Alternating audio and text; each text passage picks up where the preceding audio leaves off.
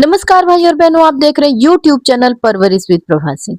1 अप्रैल से आंगनबाड़ी केंद्रों पर मिलने वाले राशन में किया गया है बड़ा बदलाव, जिसके विषय में मैंने वीडियो भी आप लोगों के लिए अपलोड की थी कि 1 अप्रैल से अब आंगनबाड़ी केंद्रों पर आएगा नया राशन लाभार्थियों को देने के लिए। चने की दाल, गेहूं की दलिया और रिफाइंड तेल का वितरण कर दिया गया है बंद। 1 अप्रैल से आंगनबाड़ी केंद्रों पर पूरे उत्तर प्रदेश में मिलेगा रेसिपी आधारित एक विशेष प्रकार का पौष्टिक आहार, जो कि गर्भवती धात्री और बच्चों के स्वास्थ्य को देखते हुए बनाया गया है। उनके हेल्थ के लिए बहुत ही अच्छा माना जा रहा है। अब आंगनबाड़ी केंद्रों पर दिया जाने वाला चने की दाल, गेहूं की दलिया और तेल का वितरण कर दिया जाएगा पूरी तरह से बंद। अभी तो कहीं कहीं आ भी जा रहा है बहनों, लेकिन 1 अप्रैल से ये चने की दाल और तेल दलिया पूरी तरह से बंद कर दिया जाएगा। तो कौन सा राशन आएगा आंगनबाड़ी केंद्रों पर, ये तो सभी आंगनबाड़ी बहनों के लिए भी जानना जरूरी है, और जिन लाभार्थियों को ये राशन दिया जाएगा उनको भी जानना बहुत जरूरी है कि क्या क्या राशन आएगा, किस कैटेगरी के लाभार्थी को कौन सा राशन दिया जाएगा। तो आइए जानते हैं इसके विषय में आज इस वीडियो में विस्तार से। उत्तर प्रदेश ग्रामीण आजीविका मिशन व नेफेड द्वारा नवीन व्यवस्था के अंतर्गत निम्नानुसार रेसिपी आधारित अनुपूरक पुष्टाहार की आपूर्ति की जाएगी, और जिसमें सबसे पहले क्रम संख्या लिखा गया है। तो क्रम संख्या यहाँ 7 दिखा रहा है। इसका मतलब है भाई और बहनों की 7 प्रकार का अनुपूरक पुष्टाहार लाभार्थियों को दिया जाएगा उनके आयु वर्ग के अनुसार। आयु वर्ग के अनुसार 6 माह से 1 वर्ष के बच्चे को आटा बेसन हलवा दिया जाएगा, जिसका स्वाद मीठा होगा और इस ब्रांड का नाम होगा शिशु अमृत। 1 से 3 वर्ष के बच्चे को आटा बेसन हलवा मीठा दिया जाएगा, जिसका नाम होगा शिशु आहार। 3 से 6 वर्ष के हैं उन बच्चों को आटा बेसन बर्फी मीठा वाला और दलिया मूंग सोया खिचड़ी नमकीन वाला बाल पुष्टिकर के नाम से दिया जाएगा, और जिसके ब्रांड का नाम बाल पुष्टिकर है। और गर्भवती व धात्री महिलाओं को आटा बेसन सोया बर्फी मीठा रहेगा जिसका टेस्ट, और दलिया मूंग दाल खिचड़ी जिसका टेस्ट नमकीन रहेगा दिया जाएगा। और इस आहार के ब्रांड का नाम होगा संपूर्ण मातृ आहार। अति कुपोषित बच्चे 6 माह से 1 वर्ष के, जैसे कि कैटेगरी अलग अलग होती है अति कुपोषित बच्चों की, तो उनके हिसाब से अलग अलग अनुपूरक पुष्टाहार दिया जाएगा। तो 0 से 6 माह के कुपोषित बच्चों का, और आप लोगों को बता दूं आंगनबाड़ी बहनें जो हैं उन्हें तो पता ही है, लेकिन जो हमारे लाभार्थी हैं उन्हें नहीं पता होता है कि अति कुपोषित बच्चे किसे कहते हैं। अति कुपोषित जो कि आपका बच्चा वजन और लंबाई में कमजोर है, और ऐसा नहीं कि आपने देख लिया कि नहीं हमारा बच्चा कमजोर लग रहा है तो वो कमजोर है।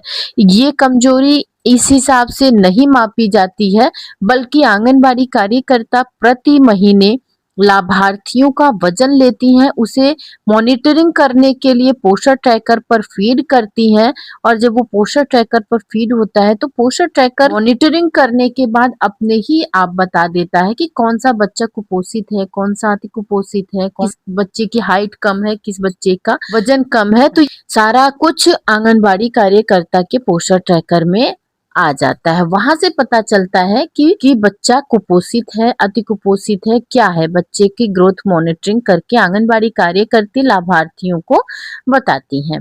तो अति कुपोषित बच्चे में 6 माह से 1 वर्ष के बच्चे को ऊर्जा युक्त हलवा जिसका स्वाद मीठा होगा दिया जाएगा, और इसके ब्रांड का नाम होगा आरोग्य पोषण। अति कुपोषित बच्चे जो कि 1 से 3 वर्ष के हैं उन्हें ऊर्जा युक्त हलवा मीठा वाला दिया जाएगा, जो कि बाल संजीवनी के नाम से आएगा। और अति कुपोषित बच्चे जो 3 से 6 वर्ष के हैं ऊर्जा युक्त हलवा मीठा वाला दिया जाएगा, और ऊर्जा युक्त दलिया नमकीन दिया जाएगा, जिसका कि नाम होगा सक्षम पोषण। तो भाई और बहनों, ये 7 प्रकार की रेसिपी आधारित अनुपूरक पुष्टाहार की आपूर्ति 1 अप्रैल से आंगनबाड़ी केंद्रों पर कराई जाएगी और आंगनबाड़ी केंद्रों से आप लोगों को ये राशन वितरण के लिए खाने के लिए दिया जाएगा, जो कि लाभार्थी हैं आंगनबाड़ी केंद्र के। तो उन लाभार्थियों को ये राशन दिया जाएगा। उत्तर प्रदेश में बहुत सारी जिलों में, जैसे हमारे ही यहाँ 12 ब्लॉक है, तो 4-5 ब्लॉक में रेसिपी आधारित पुष्टाहार आ रहा था, जिसे रेडी टू ईट भी कहा जाता था, वो राशन आ रहा था। हमारे यहाँ के लाभार्थी तो ये पूरक पुष्टाहार लेना ही नहीं चाहते हैं मन से। उनका कहना होता है कि मैडम कुछ कीजिए, लिख के दीजिए सरकार को कि लाभार्थी नहीं पसंद कर रहे हैं इस रेसिपी को, इस पुष्टाहार को। हम लोगों को वही चने की दाल और दलिया और रिफाइंड तेल दिलवाइए आप लोग। वो टेक होम राशन चने की दाल, गेहूं की दलिया और तेल लाभार्थी बहुत ही आसानी से खाते हैं, बहुत बड़े प्रेम से खाते हैं, क्योंकि चने की दाल का प्रयोग कई तरह से किया जाता है। दलिया बच्चे आसानी से खा लेते हैं, दूध में पका करके, खिचड़ी बना करके, और तेल का यूज भी अच्छे से हो जाता है। तो इस तरह से सभी लाभार्थियों को वो जो चने की दाल, रिफाइन तेल ही सही समझ में आता है। अब लाभार्थियों को हम कैसे बताएं कि हमारे हिसाब से चीजें नहीं चलती हैं, बल्कि सरकार के हिसाब से चलती हैं।